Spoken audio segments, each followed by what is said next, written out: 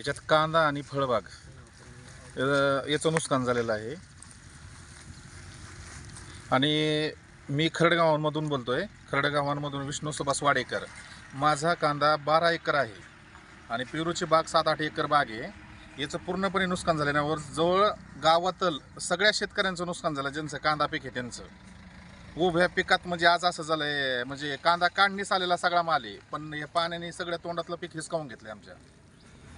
पुढच्या दरम्यान पाऊस चालू झाला रात्री, तर 11:30 पावणे 12 वाजेपर्यंत पाऊस चालू होता. आणि ते बी विजांच्या कडकडासट वादळी वारा पाऊस झालाय सगळं. हा, याच्यात गाराचं प्रमाण पण काही झालंय. आता ह्याच्यात हे डायरेक्ट वरून गार शिरलेली आहे. याच्यात गारा शिरलेली आहे आता पूर्ण.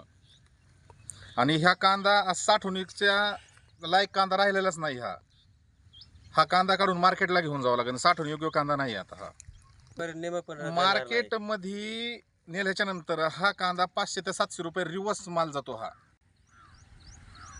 माझा 12 एकर आहे पूर्ण. मला 11 लाख रुपये पूर्ण माझा खर्च झालेला आहे याच्यावर. आणि खर्च होऊन आज हातात काय, शेवटी आम्हाला लाईटीमुळे इतका त्रास झाला. लाईटीतून वाचून म्हणजे एक अन्नाचे उपकार असल्यामुळं लाईटीची व्यवस्था आमची व्यवस्थित झाली आणि त्याच्यातून हा कांदा एवढा तयार झाला नाही. आज हे एवढं आसमानी संकट आल्यामुळं आमचा कांदा आमच्या तोंडातला घास हिरावून घेतलेला आहे. याच्यावर सरकारने तात्काळ नुकसान भरपाई, पंचनामे करून नुकसान भरपाईची व्यवस्था करावी.